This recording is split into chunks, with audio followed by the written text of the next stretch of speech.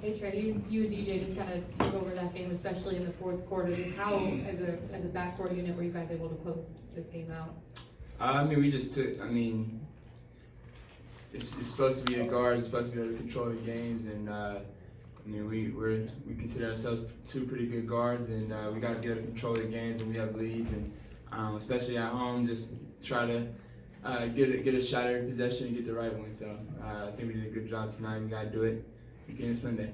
I know Quinn was just talking about how much you liked your spacing as a team tonight and how that kind of helped you guys take advantage of mismatches. Just what did you see from the communication factor, keeping your spacing and being able to close it out as a team too? Yeah, we did a great job of spacing the floor and giving each other space and rooms and gaps. And I mean, that's what they do. That's why they're really good.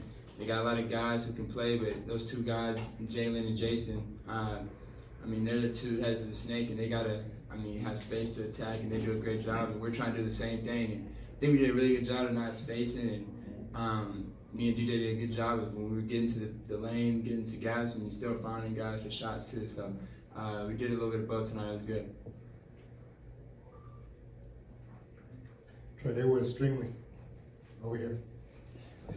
They were extremely hot in the first half from three. What was the message in the second half to hold them to, I think it was like 30% shooting from three?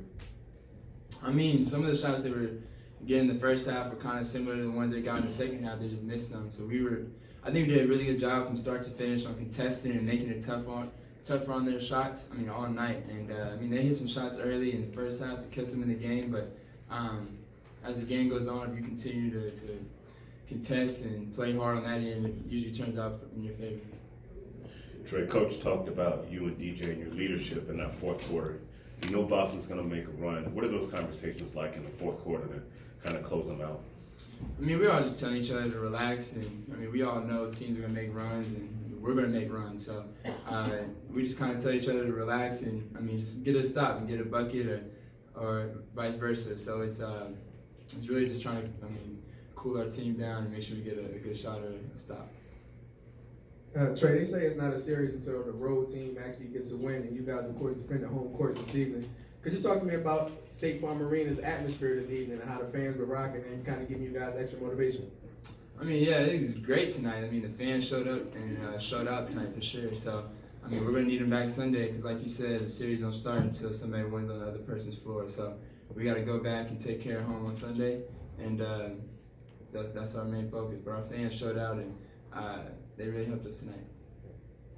Trae, I think most people figured it would take a while before you and DJ to sort of figure each other out this season, each other's moves, and anticipate things. Could you just sort of talk about that process and was tonight as good as you think you guys have felt together? I don't know. That's a tough question. You don't want to live in the moment too much. We won a game in the playoffs. It's big, but we've had some really good games together. So I don't consider this our best game together. I think this is definitely one of them, but it came at the right time that we needed it. So. Trae, I know they mentioned that the team was just playing so good with just the energy being so high. Can you just talk about just how you felt about just playing at home and just loving that crowd energy? The crowd gave us a boost and an energy boost for sure that we needed. When you go on the road, you try to quiet the crowd and keep them as calm as possible, and we didn't do a good job in those first two games of doing that, but they didn't do a good job of doing that tonight, against us. So I think we've got to keep that same mentality and be ready to play Sunday, and just be ready. We got to turn up another notch because they're going to come back with different adjustments and different style, possibly, so we got to be ready to take it up another notch. Trae, after what happened last year in the Miami series and the first two games of this series, a lot of folks talking about how you had struggled in the playoffs and trying to get that going. You come up with a bit of a chip on your shoulder tonight. Is there some relief to have a game like this after the past few playoff games? No, I know I can play like this. It's, like I said last game, I wasn't worried. I knew I can play the way I need to. It's all about reading and making the right adjustments. last year was last year. And different situations. We didn't have our big man last year to start the series. So, this is a different year, different series, different team. So, a lot of people talk about last year and all this stuff, but we're in a different year now. So, we got to focus on our team and our path. Trey, not about the game, but pregame, I noticed you and your brother had a little thing going on with you shooting from the bench and then kind of smiling and doing push-ups. What was that about, and when did that start? Oh no, we I mean, whenever I compete, I don't compete for free. So whether it's money or it's push-ups, we always got something on it. He didn't think I could hit that sitting down shot, and I missed the first one, so I did my push-ups, and then we did it again, and I made him do something. So that's what it was. Hey, Trey, over here. How important was it for you guys tonight to not actually let them get the lead as you held on in the third and fourth quarter?